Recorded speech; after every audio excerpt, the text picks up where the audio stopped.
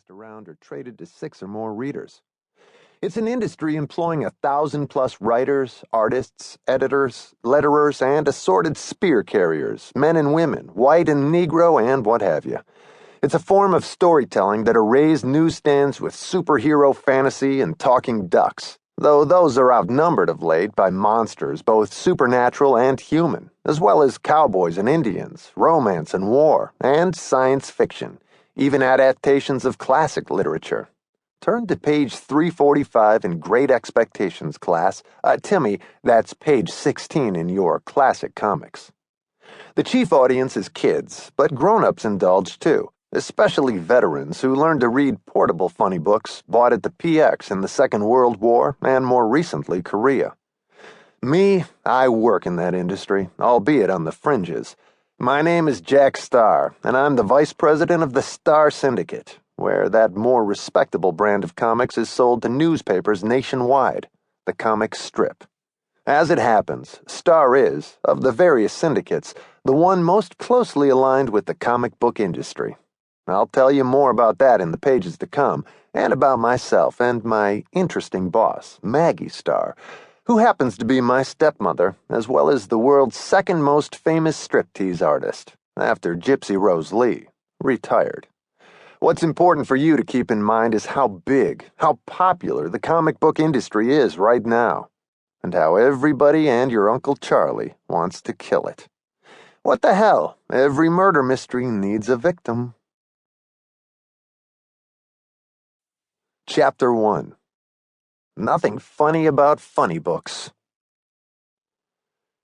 Speaking of live television, I had a stake in a local show on WNBC, the Barré Soirée. Not that Steve Allan or even Howdy Doody had much to worry about, but the show, airing 10:30 p.m. Monday nights after the nationally aired Robert Montgomery Presents, was popular enough.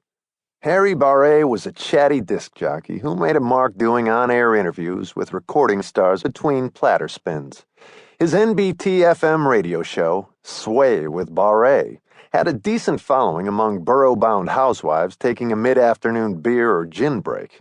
Barré was alternately obnoxious and fawning. He was sort of Arthur Godfrey, without the ukulele, or the talent, and being even vaguely in business with this guy did nothing for my digestion. Here's the thing. The Barré Soirée was what they called a remote, a show broadcast not from a studio, but a location. And Barré's weekly location was a big cushy corner booth of a popular Manhattan restaurant, the Strip Joint, just a block and a half off Broadway on 42nd Street. The bar took up the front third of the long, narrow space, with its tan plaster walls with dark wood trim and glass and chrome.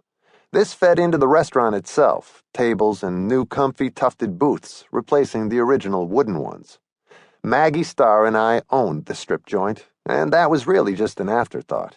We owned the whole building, 6 stories, otherwise devoted to the Starr Newspaper Syndication Company, a couple floors of which were my quarters and Maggie's, hers on the 5th, mine on the 3rd.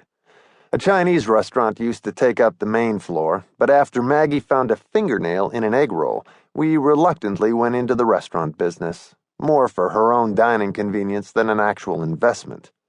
But the Strip Joint stayed solidly in the black, year after year, thanks to the chef Maggie imported from St. Louis and the simple, high-quality fare. Best New York strip steak in, well, New York. The venue also benefited from a waitstaff consisting of gorgeous striptease artistes, either between gigs or recently retired, a battalion of pulchritude in black tie, white shirt, and tuxedo pants. Of course, more revealing looks at the lasses could be found in the bar area, where signed photos hung, usually as crooked as the leers of the male patrons studying them.